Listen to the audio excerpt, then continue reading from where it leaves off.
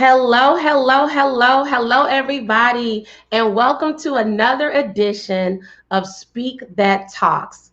My name is Tiara, and I am so excited about today's special edition.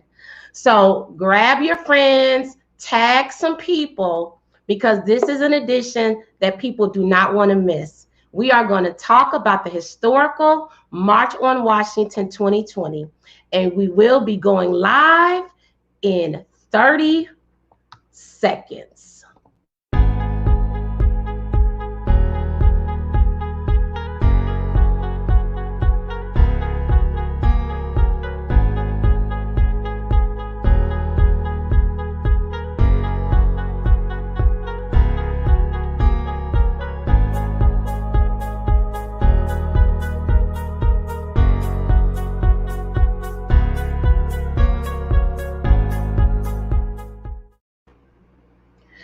All right. Welcome. This is the Thursday, September 3rd edition of Speak That Talks, and I'm just so excited. I can't stop smiling thinking about today's show. So thank you for everybody that has already tuned in. If you have not tuned in or joined in or invited all your people, it's not too late, because for the next 55 minutes, there will be an amazing lineup of people. And if you want to virtually talk and interact, please go to the Speak That Movement page on Facebook or YouTube. Again, to be a part of the conversation, to virtually interact, to ask questions, and to add comments that we can actually see and pull you into the conversation, please head on over to the Speak That Movement page on Facebook and YouTube. So again, welcome. My name is Tiara M. Tucker. I am the founder and CEO and creator of Tiara PR Network, LLC, as well as Speak That Movement and Speak That Talks. So for those of you who do not know, Speak That Movement is my effort to empower, uplift, and connect people. I do that via events like this one, via novelties, having inspiring speakers like you're going to hear in the next few moments, as well as through social media. So this is just a baby of Speak That Movement, Speak That Talks, which is an opportunity to get together every Thursday at 8 o'clock Central Time for an interactive, unscripted, unfiltered, and uncensored conversation. So every week since May 7th, I've welcomed a new guest speaker to the Speak That Talks platform. We talked about everything from social injustices to goal setting to going after your dreams, to walking in your purpose, National Day of Prayer, Black Philanthropy Month, anything you could think of. If it's a hot topic, then this is the live platform where we're going to talk about it. So again, if you're out there, let us know. Let's virtually connect. And the way to do that is to share your city and your comments and questions. So all you have to do is just post it, and we're going to pull you into today's conversation. So if you want to learn more about Speak That Movement, Tiara PR Network, or Speak That Talks, you are welcome to go to my website at www.tiaraprnetwork.com. So without further ado, I'm just going to jump right into it. Like, this hour is about to go by so fast. There's some people waiting in the background to come on to talk to you. And what we're going to talk about today is the historical March on Washington experience that took place on August 28th, 2020. And for those that don't know, it was considered the Commitment March. So over 50 years after Dr. King gave his I Have a Dream speech, folks, including Al Sharpton, Dr. King's son, and others came together from around the nation. I mean, hundreds of thousands of people came to Washington, D.C.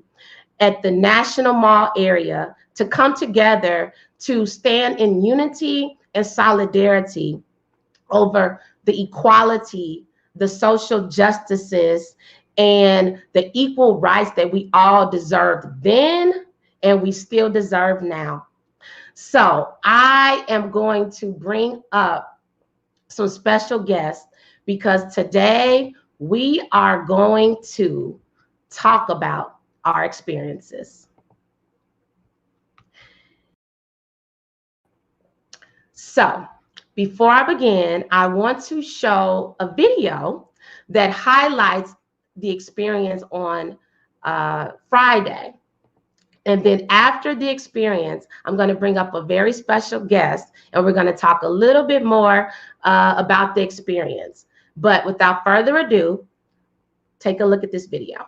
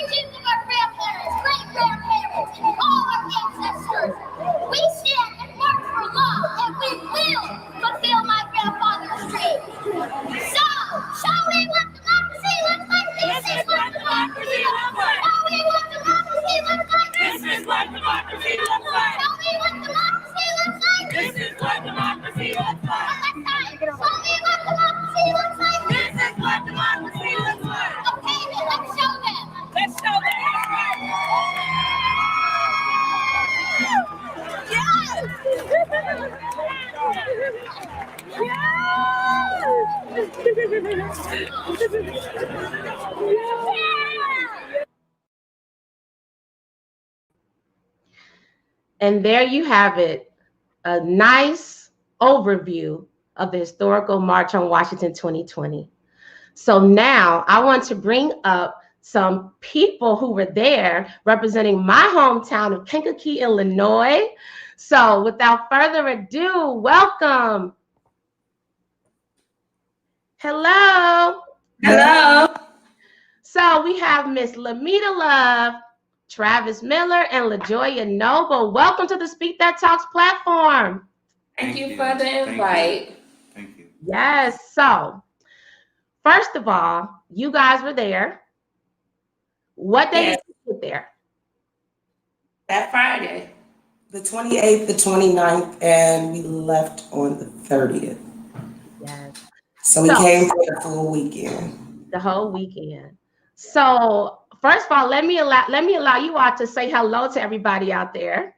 Hello, everybody. Hello, everybody. How y'all doing? I know you all have a lot of people out there watching and supporting. So thank you to everybody from our hometown of Kankakee, Illinois, that's tuning in to watch. Kankakee. Shout out Kankakee. Shout out Kankakee. So we all want to hear. Tell us, what was your experience like in Washington, D.C.? Well, I'll go first. For everyone watching, I'm LaJoya. I am an executive member of the Black Board. We went as a collective group, the Black Board, to Washington, D.C. And I apologize for my voice. I'm hoarse. I protested twice on Friday and Saturday in D.C. It was definitely an experience to remember, to be amongst that many people that feel the exact same way that you do.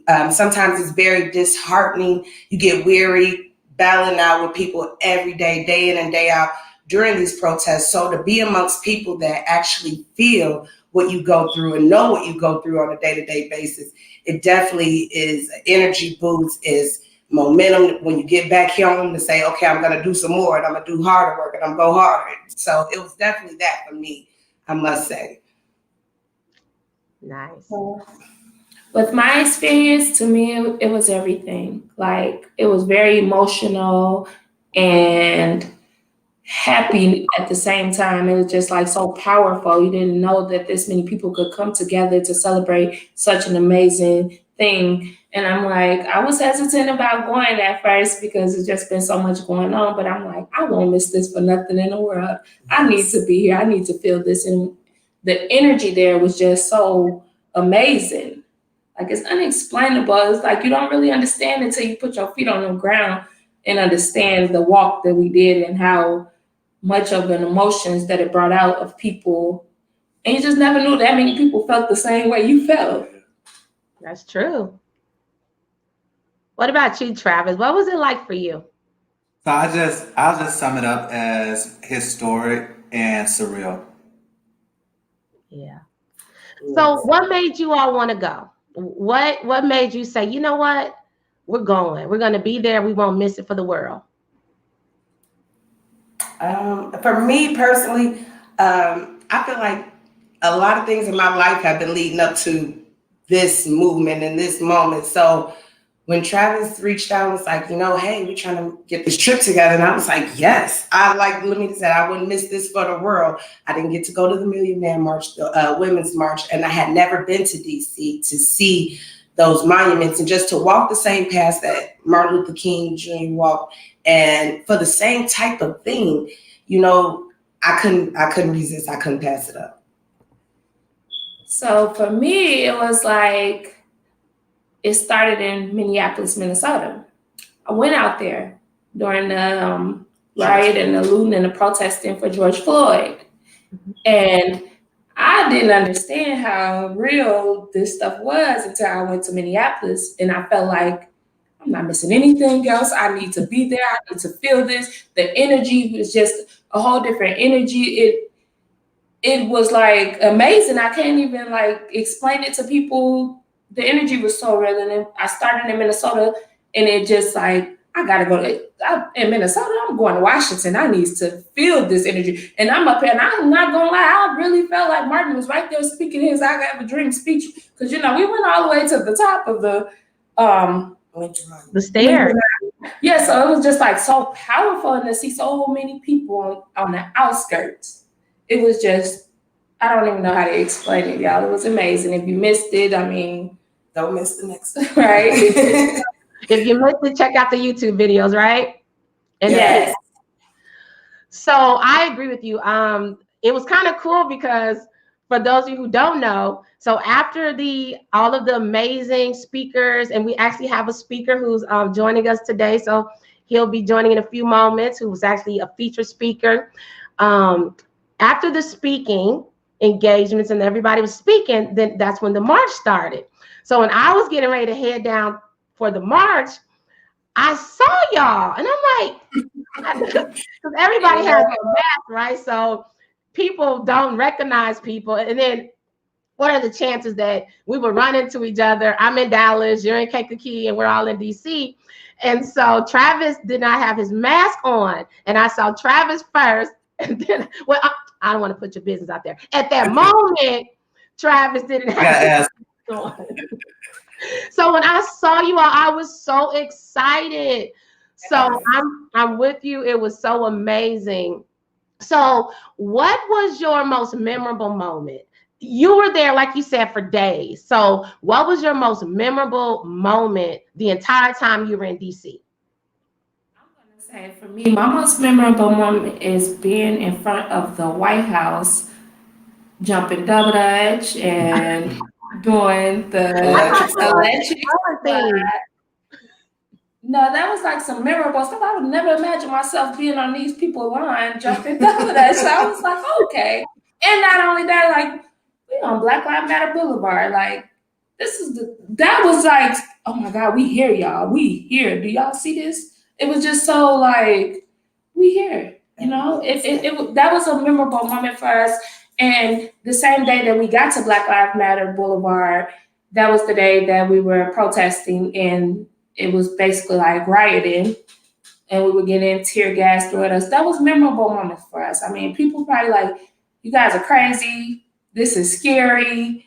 they're throwing mace. I mean, they were spraying mace and throwing tear gas. But we're like, what did we come here for? This is what we came here for. It was an adrenaline rush, but it wasn't a fearful adrenaline rush. It was like we was there for a purpose. Yeah. So my memorable moment was on Black Lives Matter Boulevard when we were protesting against the police and they were throwing things at us.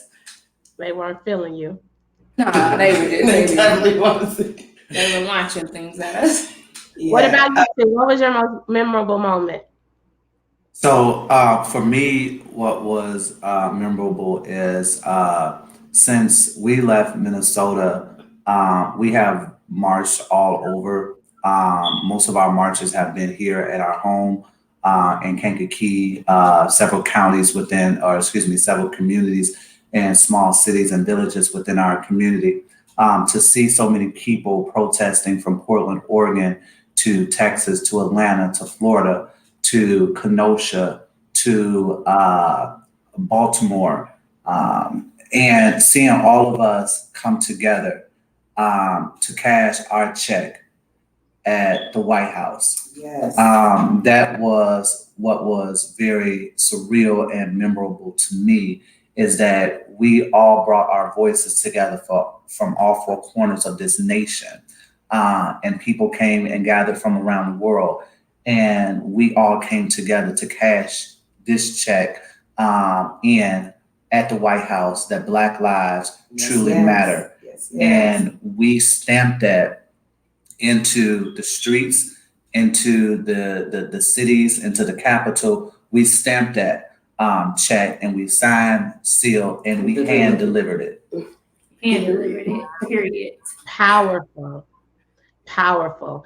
So I have to ask you all, since we've known each other since we were little kids at church, Zion Gate Missionary Baptist Church. Pilot in the building.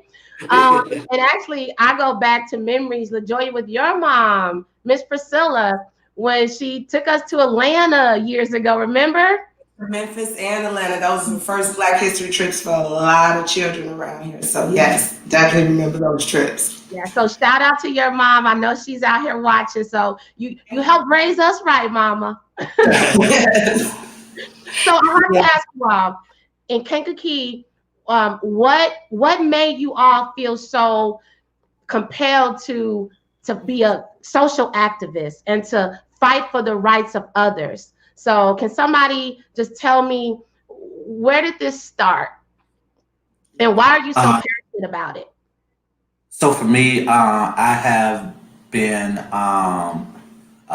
doing activist work for almost 15 years. This is something that I've always been passionate about. I always love. I am not a title person, so most people always associate with me with wanting to run for office, run for mayor, run for alderman. My passion is the heart of the people and the heart of the community. And so I always tell people, and I always echo this, is I represent the community before I represent any title or any position. And I believe those who are boots on the ground and knee deep in the community, those are the ones that the people begin to trust. We have blighted neighborhoods. We have slums. We have ghettos. We have people who are unemployed, underemployed. We have a very high recidivism rate where people are going into jail, not getting the proper treatment that they need. We have people that are dealing with mental health issues, suicide. I worked in the funeral home business for well over 15 years. I've seen people coming in there that have perished because of drug overdoses or suicide. I worked in the educational system for 15 years. I've seen people struggling to get the proper education that they need. And so it's so many things that I feel that we all bring to the table as it relates to fixing what I call is a broken bridge in America. And as I said over and over again, when it comes to people say they out there protesting again, they out there marching again, they got their flags, they got they holding up the streets, they got all of these, signs. And I have to tell them about the construction project, and that anytime you go through a construction zone, you're going to see flags, you're going to see a detour, you're going to see traffic at a standstill. And so what we are people who are tearing down a broken bridge in this nation, and we are rebuilding the bridge. And so as we are working, we ask that people be patient with us, and please don't honk your horns, don't flick us off. If you got to take the detour, do that. But traffic is going to be at a standstill. You're going to see signs that say Black Lives Matter. You're going to see a sign that say no justice, no peace. You're going to see construction workers who you may look at as protesters, or you may see as marchers. We are building and rebuilding a bridge in this broken nation. And this bridge that we building has to come down and has to be rebuilt. And once we rebuild that bridge, then we are making room for everybody to be able to cross. Everybody. This was a bridge when it was built that said that the Black man was 3/4 of a human compared to a white man. And like I always say, the bridge must come down. When the blood of Black people are being stained on this bridge due to the injustice system and police brutality, this bridge has to come down. When people look at white supremacists and the Ku Klux Klan as good gangs, but they look at people that saying my life matter, Black lives matter, my Black child matter, my Black son matter. Yes. When they look at us as a problem, then we know that this bridge must come down and this bridge must be rebuilt. And we thank God for the diversity, for the white folks who show up to work to rebuild this bridge, for the Black folks, the Hispanics, the gays, the lesbians, the straights, the preachers, the bishops, the politicians, for everybody that clock in and day out for the last 100 days since George Floyd and beyond, that have shown up to rebuild this bridge across the nation. And in DC, we say thank you. Thank you. Thank you. Wow. He talked it for us. He talked it for us. Everybody chime in and say, speak that, because that is what Speak That is all about. Powerful words, speaking things into existence. So listen, you guys have been amazing. I have more guests lined up, but I want to just offer you all any closing words, anything that you want to say to maybe your loved ones, people that are rocking with you, supporting you, any final words that you want to share based on your experience and how you can empower and speak life over the people in the hometown of Kankakee. I would like to say it definitely put a fire under us coming back. We were on the road driving back, literally with notebooks, texting and emailing in a different car saying, when we get home, this is what we're going to do. And I just want to say for everybody that's watching here in Kankakee County and Iroquois County, justice for Andre Maiden. That is what we jumped back in 48 hours from DC right into another protest at their county jail. So justice for Andre Maiden. That's pretty much my final words. We are still out here. This does not stop. This is not a sprint. It's a marathon. Powerful. Thank you, Miss LaJoya. Lamita or Travis, any final things to say? I just want to shout out the Blackboard. It's like a little team that we have came together as one from all different angles of life. We don't know each other. Some do know each other, but not all of us. We're not all of us. We have become a family. They have been so supportive of us, and we're building. And I encourage anyone that feel like they are living in fear, you have people like us that are fearless and covered by a higher power. Amen. And we are marching for you all. If you all are scared, we get it. But we're not scared. We're here to build a bridge.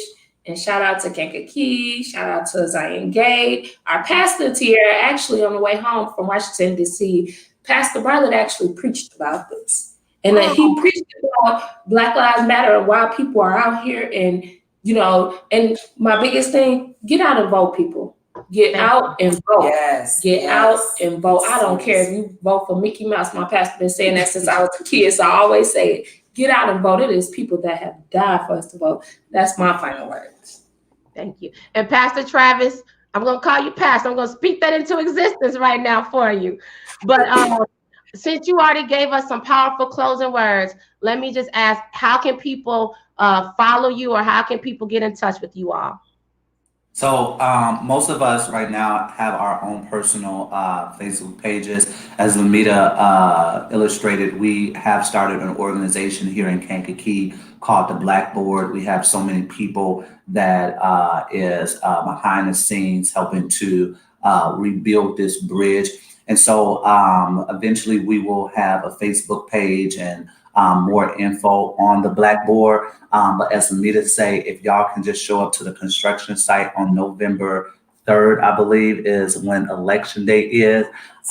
We need to tear down the bridge that's currently residing at Black Lives Matter Avenue, and we need to rebuild. Let's keep rebuilding this bridge. All right, my people. So shout out to the hometown of Kankakee, Illinois. Always my first love. Let's put the fists in the air in unity and solidarity. And there you have it. The experiences of Lamita, Travis, and LaJoya with March on Washington 2020. I love you. I appreciate y'all. Take care. All right. Thank you. Bye-bye. There you have it, guys. But there's more to come. There's more to come. So if you already feel stirred up, don't leave. Tag people, share this, host a watch party, because today we're going to be under construction. All right, I am moving on. We're going from the hometown of Kankakee, Illinois, where it all began, to the new city, the new state of Dallas, Texas. So I'm going to jump right in real quick with a special guest who's joining in. And again, we have a lineup, so stay with us to the end. Right now, I'm going to pull up a young man by the name of Carlo. He's the one who actually recorded the video that I played at the very beginning. So without further ado, help me welcome to the Speak That platform, Kid. How you doing? How are you? Welcome. How are you doing? I'm doing awesome. I'm blessed to be here, and I'm blessed to even be talking to you right now. So everything's great. Everything's great. Can't complain. Good. So I have to tell people how we met. Oh yes. Yeah, go, my bad. Go. You said you. No, you tell people how we met. How about that? To be honest, everybody, I walked up to you. We was leaving. I was leaving from Dallas, Texas, getting on a plane to go to Washington for the march and everything.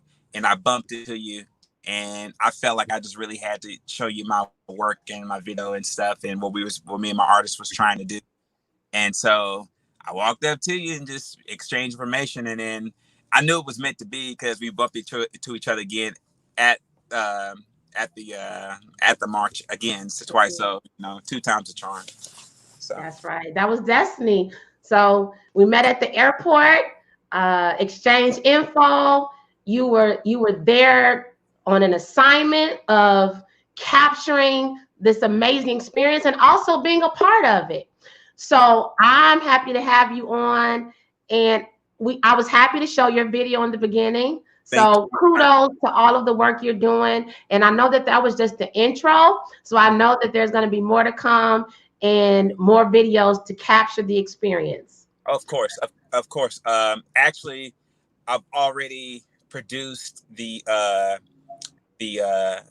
full length video, but I haven't produced it out on the internet yet. There's actually one before I left for Washington. The first march that was here in downtown Dallas, I actually produced that already, and it's out now on my Instagram. There's also a music video I did for my artist called Wake Up Black. And it's pretty much telling Black people, put down the TikTok, the Snapchat, and the Instagram. We need to wake up and realize what's really going on. We can't be hypnotized just like this long. It has to stop. So, but that video got a lot of recognition. So that's good.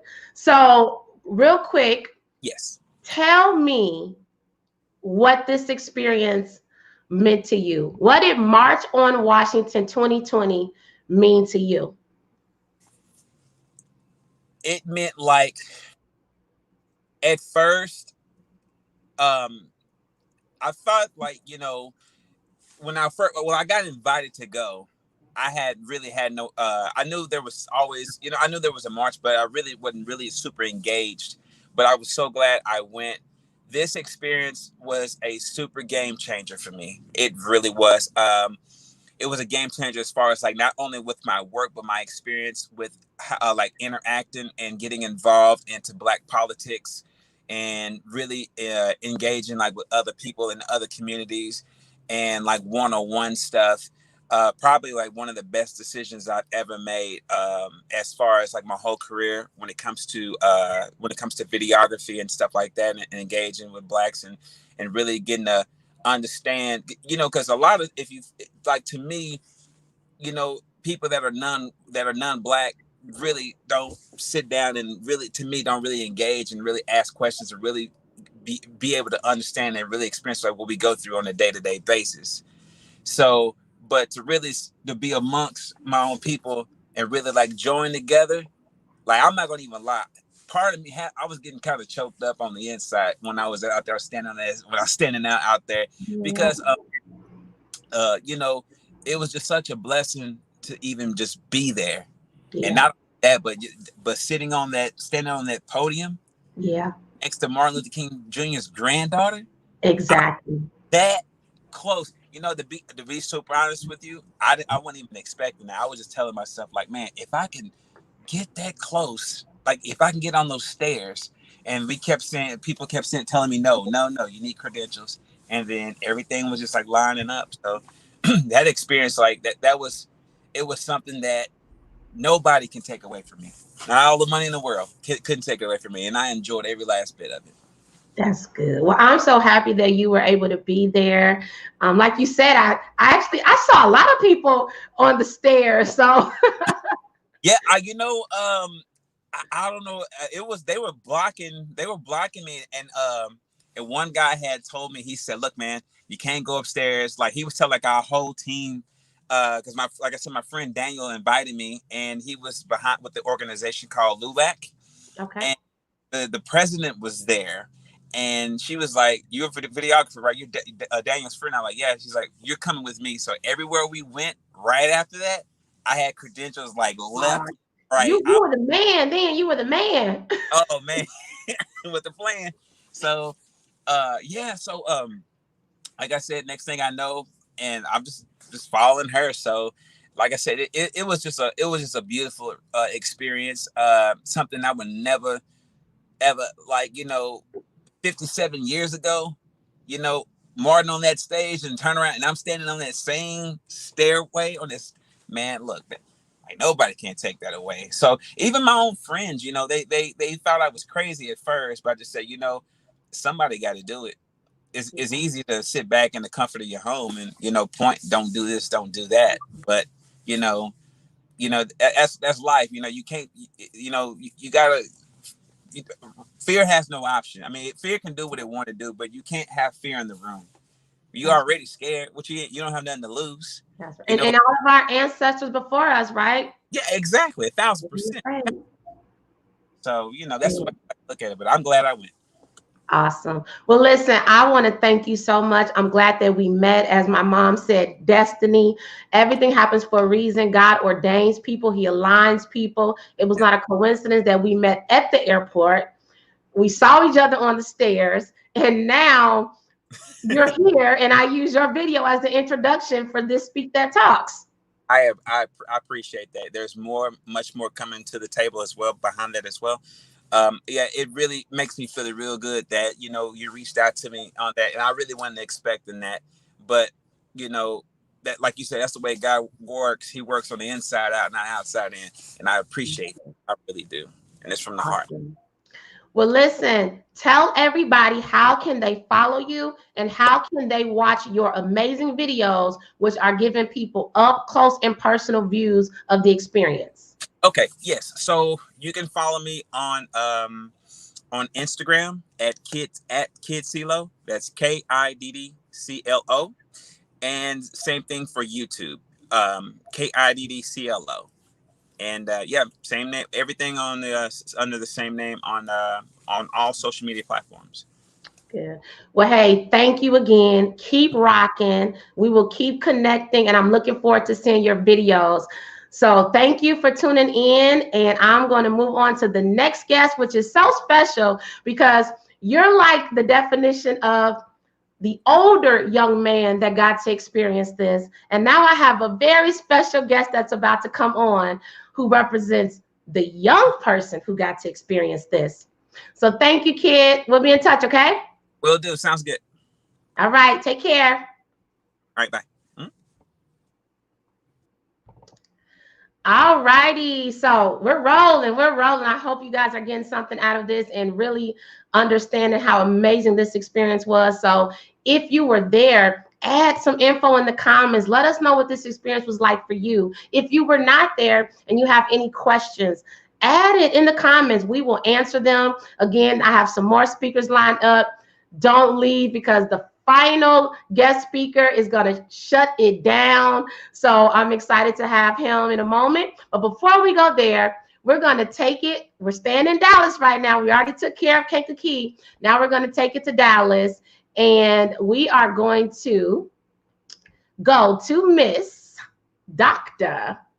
Pamela and Blade Grayson. So let's unmute you. Okay, am I unmuted? You are unmuted. How are you, my sister? I am great. How are you? I am well. Hi, Blake. Hi. Blade. Oh, Blake. I'm so sorry. I'm thinking of Blake. Sorry. So, Blade, how are you doing today? Good. You doing good? So listen, I am so excited to invite you. Blade, you are the youngest guest that I've ever had at a Speak That Talks event. So you like deserve an award, because you are just the youngest, you're bold and you're brave and you're so cute. You're the cutest one too. Thank you. Thank you. So I have to ask, tell us, what was your experience like at March on Washington 2020? What was it like for you and Blade? For me, I think my take on it is a bit different than most. It brought out a lot of frustration in me, in that the same thing that Dr. King asked for 57 years ago, we're still asking for it today. The very signs, the very rhetoric that our ancestors and our elders used is applicable today. While there has been some progress in race relations in America, I think, especially due to the current presidential administration, we see truly today how incremental that progress has been. When in 2019, you have to make a law for people to hire us with our own hair. Even today, to see a young man that clearly had mental issues be hooded and suffocated and die at the hands of police again. Sunday is what, the 2-year anniversary of Botham Jean's murder. Then you've got a Tatiana. So many. Has there been progress? That's powerful. That's powerful. And you make me think about, when I was there and I was among the families, and, George Floyd's family was there, and everybody's family was there, and Tatiana's sister, and even families that did not make national media attention. And I want to just throw that out there, because this, Dr. Pamela, not every family is represented in the media, right? So not at all. Not at all. So I know that you've been out there, you've been on the front line, you're passionate.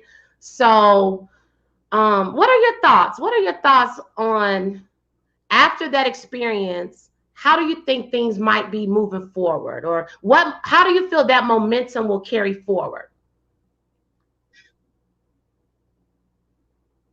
I'm going to say the momentum really changed with the murder of George Floyd. Now I'm seeing all these social activism groups that are popping up every day, many of which I've met with and helped them get their infrastructure established because at this point in the game, we need them. I'm hoping that this will promote more cohesion within the movement because we strike a mightier blow when we work together. That's what I am hoping comes from this. Um, I am hoping those that don't have the capacity to have understanding or empathy for what is our reality will get a clue. Mm-hmm. That would be my hope. And I hope this promotes people to vote Yes. so we can get that nut out of the White House. Yes, yes. And I want to pull up a comment here. We may never see the effects of what we are fighting for. We still must fight. Justice for all of the families with no hashtags and media coverage. That's powerful. And that's the truth. And from what I understand, even some of the families that were there and were slated to speak didn't get to speak. Mm-mm. Yeah. There were definitely a lot of people there, a lot of families being represented, a lot of social groups being represented, a lot of people being represented. What was your most memorable moment? What was your most memorable moment for you and Blade? Blade, what was your most memorable moment? We went to the MLK monument. The memorial? Yes. Okay. So what was that like seeing Dr. King? She said, what was it like, honey? Seeing that big monument. Thousands of people was there. Wow. Was it exciting to you? Yes. He said it was exciting to him because when you go to the memorial, you walk between two huge stone pillars and then you have a beautiful view. You can see the building across the water there. It is breathtaking to go to the memorial. And I did have a few moments that were amazing to me. One of the things I saw a meme today that said, if Black people work together like we did when we do the electric slide and those line dances, if we worked that way in the movement, it would go a lot better. And that's one of the things we did on Black Lives Matter Plaza. Yeah. There was a communal electric slide dance and we had a ball. It started out to Frankie Beverly, and Before I Let Go, and they switched it to Beyonce, and it was just fun, and it was everybody's working together, a broad diaspora of us, different cultures being represented. Also on Black Lives Matter Plaza, the new Black Panthers came through and did a march and a whole presentation and a rally. I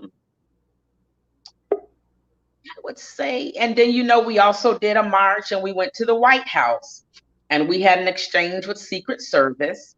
An exchange. And Blade, I like Blade that. took the bullhorn. Your use of words. Yeah. Blade took the bullhorn and told Secret Service what he wanted them to know, and that was basically law enforcement needs to stop killing us. And I explained, when you're looking at all that's going on, they try to say we teach our children to fear them. No, look at what you do. Just today, y'all kill somebody else. It doesn't stop. So Secret Service tried to walk up on Blade. He told them, no, get away from me. And walked away. Nice. But again, look what you do. And it's not all of them, but that's right. I'm going to tell you, one of the most brilliant things I heard Chief UNA Hall say was, when one member of law enforcement does wrong, all of them are painted with a broad brush. But you all do the same to us. And then you get, we do it. Yeah. So those were my memorable moments, was the electric slide, the communal electric slide on the Black Lives Matter Plaza, and the exchange at the White House, and the memorial. The Martin Luther King Memorial is breathtaking. It is. I got to see it maybe one of the last times that I went to DC. And so I'm going to close out. This has been so amazing. I can keep talking to you for so long, but I want you to leave us with a few words to the mothers out there, to the mothers that are raising young Black men. What words of empowerment do you want to send to the mothers out there? I'm going to be very transparent in my comments. What I see as a defense from others is that they'll say, well, they'll hide behind the Bible and try to shield their children from what's really going on. Now, as somebody that is a licensed minister that knows the Bible well, no, that is wrong. And they'll say, if you teach your children to comply, then it'll go up. Both of them complied. Tatiana complied. Eric Garner did comply. He was still, they continued to choke him. Yeah. You have to be honest. You have to teach our sons the reality. No matter how good we are, no matter how much money we have, you will still be subject to police mistreatment. And you need to teach them. When my oldest son, I have a son that is 26. And when he got his license, we had to sit down and go over the Texas statute for search and seizure. Because if they stop you, I need for you to know what your rights are. We need to teach our children the reality of what America thinks about them. The reality of that, no matter how good you got it, how much good you do. LeBron started schools. LeBron is out there doing the thing, but his house was still spray painted with racial slurs. Mm. It doesn't matter. Teach our boys to know their rights and the realities of what they will face in this disunited states of America. Wow. Well, I don't know about you all out there, but I just got a powerful chill down my spine with the powerful words from Dr. Pamela Grayson. So I want to thank you so much. Would you like for people to follow you? I know you have a lot of people out there that were really moved by your words. So where can people follow you on social media? On social media, please follow Collective Activism Social Justice Coordination Center. So that's what it is on Facebook. On Instagram, we are collective_activism_SJCC. Awesome. Well, again, thank you so much. Thank you for blessing the Speak That Talks platform. Blade, such a pleasure.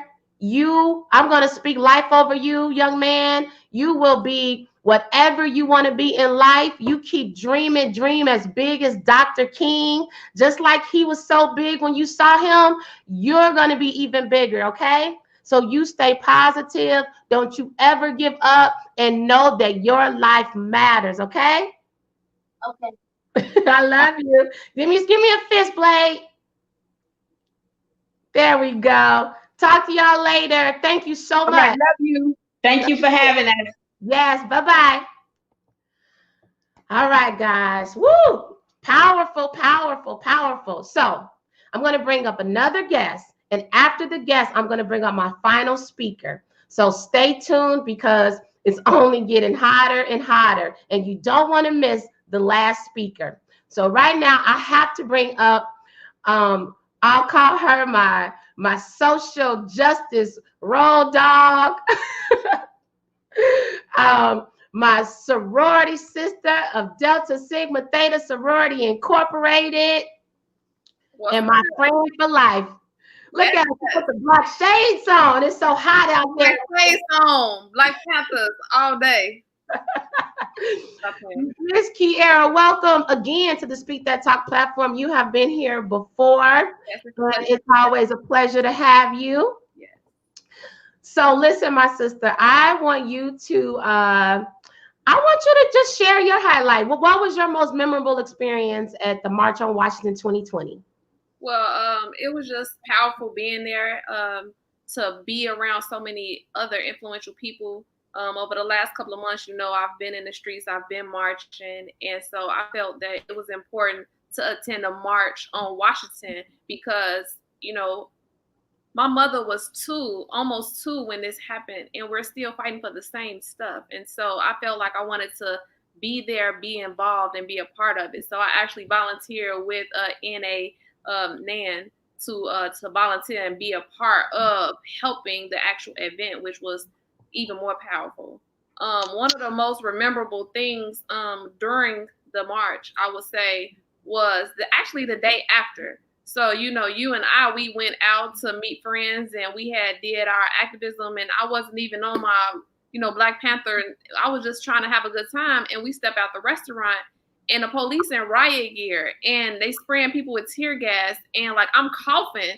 And it's like, we did all this yesterday to make an impact on, this is why we're doing this. And the police are out here not even caring about while we were out here. And so I feel like that stuck with me the most as far as, once you get a little high and you like, yeah, I've done something, a lot of people go back home and they continue with business as usual, but we have to keep applying pressure. We have to stay out here and we have to stay diligent. And so that was like awakening. It's a blessing to be a part of history, but it's a shame that we are still fighting. But I think that we have to continue to fight so that my children don't have to be doing the same things and fighting the same fight. So that's real.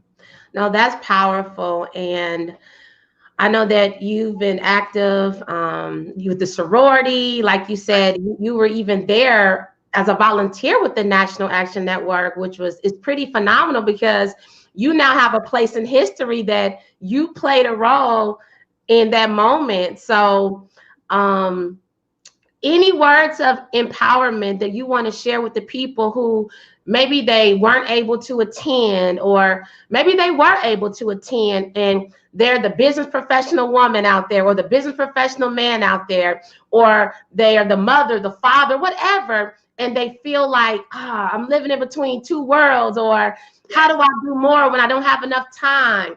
Yeah. Any words that you want to share or pass on? Well, I will just say this. People make time for who and what they want and what is important to them.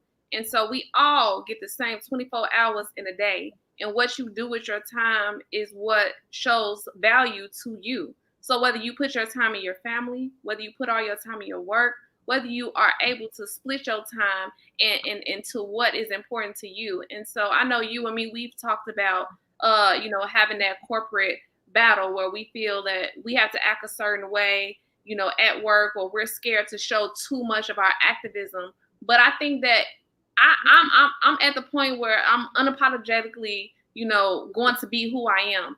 And I think that we all need to be able to not be so fearful, because when it's something important to them, they're not hiding behind or worried about our feelings. And so while I think we bounce back and forth, like I think it's time that we have those difficult conversations. I told you that I had to speak out to my boss about how I was feeling about certain things and trying to develop change. I've started like a networking group within, I work in corporate America, and I'm the only Black woman on my team. And so like, and I see Black people throughout the building, and it's like, we say, hey, but we really don't communicate, but be the change that you wanted to see. And so I started like where we would meet once a month for lunch. And then now there's COVID. And now that we are having some similar issues, it's like, well, let's have a virtual conversation. And so I started something called Candid Talks in Corporate. And so we meet like once a month and we have a conversation. And somebody reached out to me and they actually shared something that happened 5 years ago where they found a noose at work. And it's like, you opened up to me about that. And it was like, I don't know what to do about it. And I felt uncomfortable. And so I think that it's important to start having those difficult conversations, and to don't feel like your voice is not heard, because when you suppress your voice, then you're being suppressed. And so you have to speak up in any way that you can. So, yeah. And as Delaney says, time to develop change. Yes. Well, my sister, I want to thank you as always. It's a pleasure to get in good trouble with you. Necessary trouble. Yes. So how can people follow you, or how can people that want to reach out to you? Maybe they want to just talk to somebody or check out the things that you're working on, how can they reach you? So I am a member of Next Gen, and I'll let Dominique talk about that. But if you are in Dallas, I encourage to get in good trouble with us, because not only are we out there, marching, but we are behind the scenes coming up with new policies, and we're trying to defund the police. And we have a whole campaign that's going to be released this upcoming weekend as far as the changes in the policies that need to take place besides just being on the front line. But you can look at Next Gen. I'm helping with the Sean's King organization as well. And then just me personally, I'm on IG as DACHITOWNRED. So the Chi-Town Red. I need a more professional one, but I'm from Chicago. I'm a Delta. My favorite color is red. So you can look for the Chi-Town Red, Kiara Daniel on Facebook. But that is how you can get in touch with me. So awesome. Well, thank you, Kiara, and thank you for being one of the biggest supporters of Speak That movement and Speak That Talk. So it was a pleasure spending time with you in DC. We have memories to last a lifetime. Keep doing what you're doing, my sister. Stay safe. And as someone said, continue to be an inspiration. Speak that. Speak that. All right, guys. Woo! Thank you for holding on. We are to the final speaker. And this is the time where if you have not invited people or tagged or shared, now is the time, because I am so excited to bring up our final guest speaker to share his experience from the magnificent March on Washington 2020. So without further ado, help me welcome to the Speak That Talks platform, Minister Dominique Alexander. Hello, everybody. How you doing, Tiara? Thank you for inviting me to the show. Definitely, I'm excited for the opportunity. And thank you, and thank you for patiently waiting. We had some amazing people sharing their experiences, and the reason why I wanted just a diverse group of experiences is because some people were there, for the first time. Some people were there because they've been doing this in the hometown. Some people were there as volunteers, and you have a very unique spot. So I want you to tell people more about who you are. And I have to let you all know, this is why I was so excited. Minister Dominique Alexander, I just made you a doctor, by the way, so you might look into that. But Minister Dominique Alexander was a featured speaker. So for those of you that were watching on TV, he was a featured speaker with a full introduction. I was so happy to see you and hear your name. So tell everybody that does not know you, who is Minister Dominique Alexander? Well, first off, I'm a father, but I'm also the president of the Next Generation Action Network, organization based in Dallas, who have several chapters throughout the country. And our organization sits on the premise of being able to create the next generation of leaders and being able to make sure that we create a platform where young people across this country can have a platform where they don't have to ask permission from an elder to eradicate. And so many times throughout our country, so many people get of age and they get comfortable on certain things. So we created the Next Gen platform to be a platform for the people and young people to speak that truth. Love it. Speak that truth. I love that. Everybody in the hashtags put speak that truth. Speak that truth. I have to put that plug in there, So I have to ask, what did it feel like receiving an invitation to be a featured speaker at March on Washington 2020? Well, the opportunity is always great and amazing because, of course, the historical preference. A lot of people talk about, Martin Luther King, but it's easy to say Martin Luther King's name. But I'm gonna challenge some people on some more names. You talk about the late great John Lewis, Baynard Rustin, who actually organized the March on Washington. It was great to be sitting in that presence, commemorating that. and standing on, of course, we stand on the platform that they laid, right? So other than it being hot as hell because that podium was in the beacon of the sun, Yeah. I enjoyed, I enjoyed it, so it was amazing. That's awesome. So it was so cool hearing your name, because I'm like, when I watched you and your powerful words that you always so articulately speak, I was like, this feels like John Lewis all over again.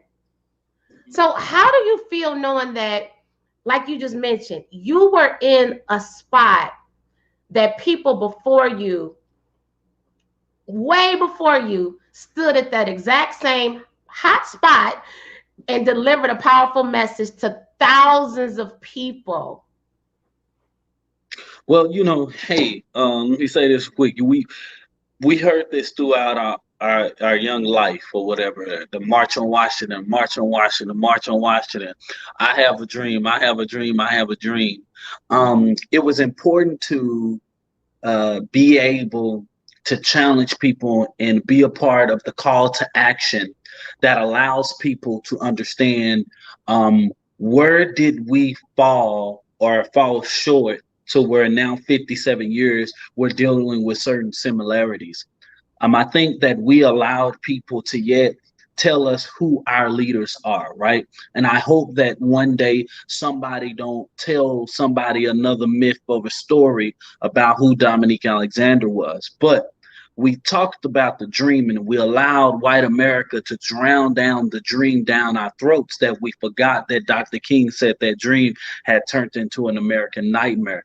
And while we sat comfortably between 50 something years, even after Dr. King was assassinated, we set real strong and comfortable in all of our inclusion and all of these different types of stuff, that we felt like we were gaining something, but we actually wasn't gaining, because the premise of what Black people knew and what worked, they stripped that knowledge from us. And at the end of the day, it's important that we continue to make sure that we educate our people on how can we get this right back on the right track. Because Dr. King, John Lewis, all of the greats, Andrew Young, they laid the foundation. Where did we get comfortable and where we fall short? That's the reason why we have these commemorative things. That's why we have these commitment marches, so that we can say, where did we fall short? We all acknowledge that some area we fell short, right? How do we pick that up and fight and get it done and work on it? Yeah. Speak more on the commitment piece. Why do you think that was the name? I mean, I know we know why, but I want to hear, why do you think the name was the Commitment March? What does that mean to you personally? Well, the part is that everybody got to have his place. Whether you was the person down there at the end of the mall or the person that was on the stage, everybody have a collective place in this movement. And the commitment is that you are committing to go back into your community and liberate your people, organize in your communities, and not just stay home, but actually be a part of the process of change in your local communities, right? So at the end of the day, the part is that it's a waste of time and it's in vain to come there to just only go back to your communities and sit comfortably in your everyday life, right? I tell people all the time, they, after George Floyd and all these different things, and they was like, hey man, COVID-19 and y'all out there protesting and all that type of stuff. And I told them, I said, well, hell, if they gonna kill us, we gonna die fighting, right? So at the end of the day, we're seeing these COVID numbers. We're seeing these numbers, and we're seeing these numbers hit hard in the African American community. And we're seeing police brutality, so many social economic elements being stripped out of our community, that we got to do something, right? So at the end of the day, now we got to be able to take that in our own hands, and we got to commit to go back and not only organizing education, organizing criminal justice reform, organizing voting, to make sure that we get this insane man that my pastor called 46 minus 1 out of office, right? So it's important, it's imperative. So the commitment is everybody getting involved back in their local community because it's important. And like I said in my speech, the people in the front line across the country is important. The people who are sitting on this stage today, not important. The people who are at the front line of each and every community throughout America are the ones that change the fabric of America. That's powerful. And what I appreciate about today is that you are out there representing not only Dallas, but you're representing communities all over the country. I look at the guests that I had on earlier from my hometown. They're out there representing the hometown and they're traveling. So tell everybody out there, like, what does it feel like when you're going from like city to city? Like you were just in St. Louis and you're traveling and you're out there standing in gaps and representing other families. So what does that mean to you? Well, it means a lot, and I'm grateful that God gives me the opportunity to be able to get out of Oak Cliff sometime. You know what I mean? You know, I tell people all the time, I don't know how my bed looks sometimes or whatever, because of course the traveling schedule would be crazy. But at the end of the day, it's important because one of the things that when we travel, we give support to some of the local organizers who don't actually travel. Let them know that they have that support, that backup if they get in a heated moment with their local official or state or regional official. It's important that every one of us are interconnected, right? And making sure that we have that support. Dr. King was a support agent for so many different communities, right? And he traveled across the country. And at the end of the day, we just have to be able to do that because the important part is not about me, it's about us. And we have to find a way to unify. We have to find a way to come together. And it's important because we have so much division in our movement that people try to point this, that, and the third. You know, at the end of the day, we have to come together in a way that eradicates these issues that we are dealing with Black America. I'm not your enemy. The oppressor is your enemy. And at the end of the day, it's important as we travel across this country to give that support to communities that don't have the opportunity or don't have the luxury to be able to go outside their communities. That's good. You're getting a lot of positive comments. So we salute you for all that you do and all of the families that you support. And all that you do for Dallas. So I commend you and I commend your organization. So yes, so I want you to close out. I want to give you the platform. So your pastor, who I love dearly, Pastor Freddie Haynes, he was actually on a Speak That Movement platform earlier this year and he rocked it. So I gave him the platform. I stood back and I let him do his thing. Oh yeah, it was powerful. If you guys want to, what'd you say? You gonna have me go after him? Oh man, that's crazy. Okay, it's okay, you know, it's all good. It's a different show, so you know people won't compare the two shows. But if you all, let me throw this out there. If you all want to catch the show where I had an amazing conversation with Dr. Freddie D. Haynes III, which is actually Dominique's troublemaker. Please check it out on the YouTube page and the Facebook page of Speak That Movement. Powerful. So this is the platform. I'm gonna set it up for you if that's okay, right? I feel honored that you have people like Reverend Al Sharpton and Dr. King III inviting you, and then now I get to have you come over and you said yes. So this is how I'm gonna set it up. So for those of you who do not know, Speak That Movement has 4 pillars. So the 4 pillars of Speak That Movement are dream it, believe it, speak it, and walk it. So for every Speak That talk, I've had people talk about all of the dream it, the believe it, the speak it, and walk it. But today, I just want you to focus on one, dream it. Whatever dream it means to you. So you can think back to your experience this past weekend. Think about all of the events that you have either held or attended, all the families that you have met, and the dreams that you have for your own family and yourself. So I'm going to give you the platform, and I just want you to speak life and empower every listener out there on what Dream It means to Minister Dominique Alexander. Are you ready? All righty. Let's Everybody, do it. show him some love. Show him some love. Take it away, So, Minister. so perfect. So dream it, dream it. One of the things that's important about dreaming it is because we remember a man that dreamed so much and being able to his dream parallels so many generations and so many communities afterwards, right? And this dream is what paralleled a country that was in fractions so many, and yet it is an honor for a person's dream to yet live 57 years, right? But when you talk about dream it, you also live it, right? And dreaming something is actually living out that change and living out what you're dealing with and so many different things or whatever, and actually putting action to it, right?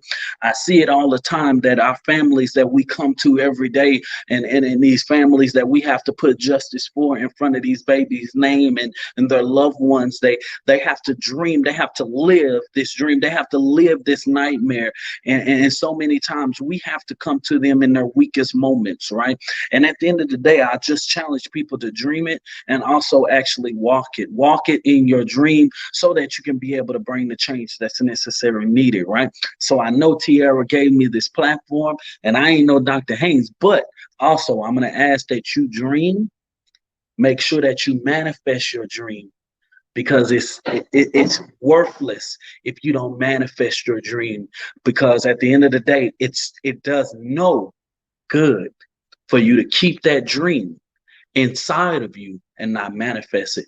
God gave it to you for a reason. Manifest it in your life. Continue to fight for justice, continue to fight for the people who cannot fight for themselves. And remember, silence helps the tormentor, not the tormented. It's important. Live it, dream it, walk it, believe it. Only on Speak That Truth. Woo! Drops the mic. Gotta give it to you. Everybody give him rounds of applause. Let's see some virtual hand pumps, some virtual heart symbols, some virtual praises, pumps, you name it. Thank you, my sister. Thank you. Thank you, my brother. Lots of comments. I'm gonna pull this one up. Manifest your dream. So people, yes, dream it, believe it, speak it, walk it, and as Dominique said, speak that truth. So as we close out, how can people follow you? How can people support you and your organization? And how can they just feel connected with the movement? Well, also, one of the things is that you can text right now. You can text 56525. Text the word Black Lives, one word, BLACKLIVES or whatever. You can text 56525 Black Lives, and that will give you everything about NGAN, how to support it, the organization. 56525, yes, Black Lives. And you can go on Instagram, Facebook, Twitter, Next Gen Action, at Next Gen, NEXTGEN Action. That's all on Facebook and Instagram and Twitter. It's important to get involved. Please get involved. I hope that you guys text to stay involved, because it's important. And then if you're watching from across the country, I challenge you to get involved with some communal organization that is on the front line of your community. Or if it's not one, find a way to connect with some people in the other city and be able to set it up in your community. It's important. But guess what? Dream it, speak it, believe it, and walk it. Boom. There you have it. Thank you, Minister Dominique Alexander, for blessing this platform. Thank you for all that you do. Shout out to your organization that's out here fearlessly, unapologetically, and boldly in the Dallas streets and beyond. Salute to all of you. All right. Let's do it. Talk to you soon. Woo! I don't know about you all, but this was powerful today. This was powerful. So I'm not even going to keep talking anymore because I feel like everybody just had some powerful things to say. I hope that you all got something from this edition of Speak That Talks. I hope that whether you were able to attend the event or not, whether you're an activist or not, it's not about that. I just wanted you to at least hear from people, understand their perspective, and just get a glimpse into their lives. And I like to say this because I think that oftentimes people think that they have to have a grand platform. You don't have to have a grand platform. You don't have to be out there protesting. You don't have to be out in the streets. You don't have to be faced with tear gas or police or anything like that. Your platform can be whatever platform you want it to be. That can be in your home, on your couch, on your cell phone, texting your mother, your daughter, your sister, your nieces saying, hey, don't forget to vote. Hey, be safe out there. Your platform can be praying for people.